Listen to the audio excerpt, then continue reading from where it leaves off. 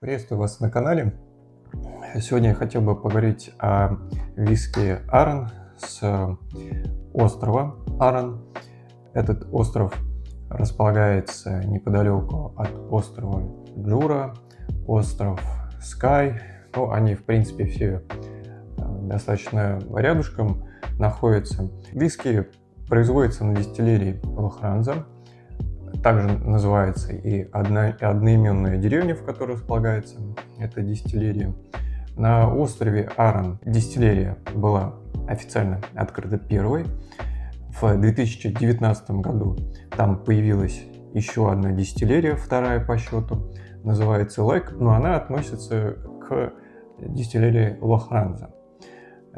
Дело в том, что сама дистиллерия была основана в 1995 году, и вот в 2019 году они решили на юге острова построить еще одну дистиллерию, которая бы выпускала виски дымный. Философия дистиллерии в этом и заключается, что они производят виски не торфяной, не подкрашивают и не очень-то сильно разбавляют водой.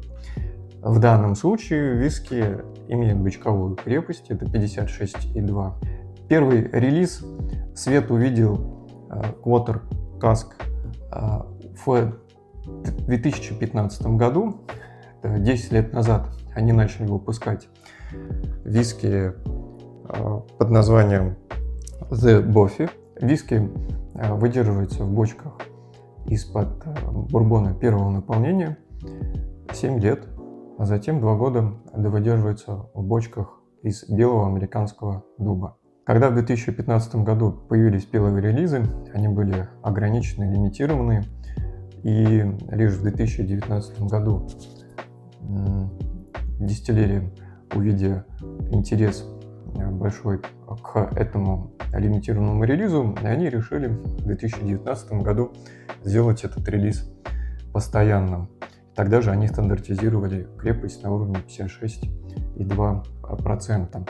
А первые релизы, они с 2015 года подразделялись на батч 1, батч 2, батч 3, имели партии ограниченные в бутылках, порядка 12 тысяч штук на каждый батч.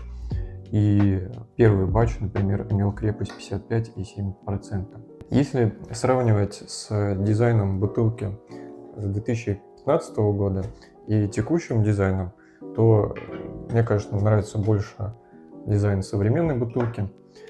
Он очень лаконичный, такие светлые цвета с некоторым золотистым отливом.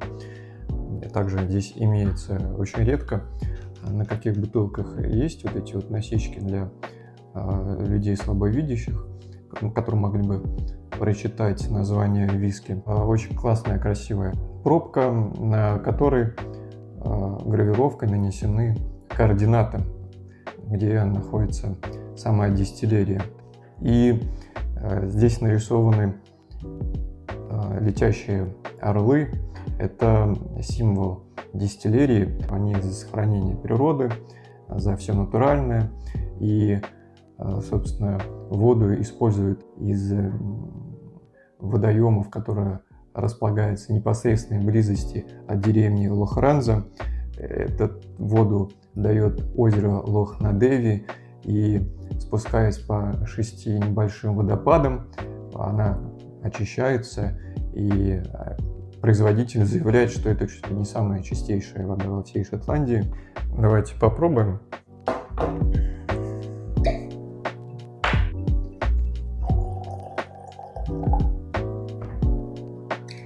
В аромате сразу вы слышите цедру лимона, оттенки похожие на стружку кокоса, конечно же ваниль от выдержки в бочках из-под бурбона. Очень приятные оттенки цветов, меда, запеченные яблоки, белый перец и чуть-чуть корицы. В целом аромат очень понятный, простой, в отличие от моего предыдущего ролика, где мы разговаривали о виске Cotswolds. Там крепость была несколько побольше, но тоже бочковая. Там же аромат был очень зажатый. Здесь же все очень просто, понятно. Виски, аромат его очень легко читается, и ты все оттенки легко разбираешь, и очень яркие происходят ассоциации. Давайте попробуем на вкус.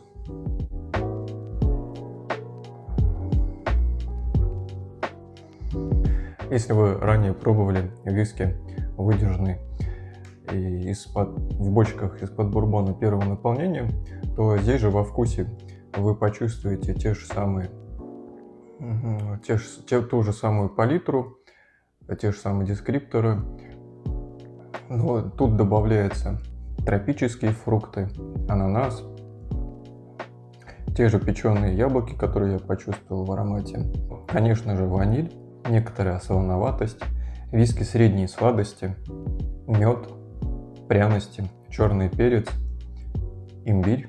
На послевкусие такое же ощущение, как будто бы вы съели имбирь, черный перец, а потом все это заели медом, закусили печеным яблоком.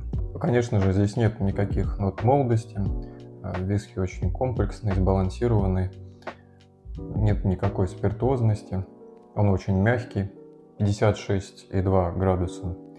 Не ощущается чем-то таким очень мощным и сильным, в отличие, кстати говоря, от виски Cotswolds, где 59,1 градус, чувствовались достаточно крепкими, очень мощными, и тяжеловато он шел, и хотелось его разбавлять водой.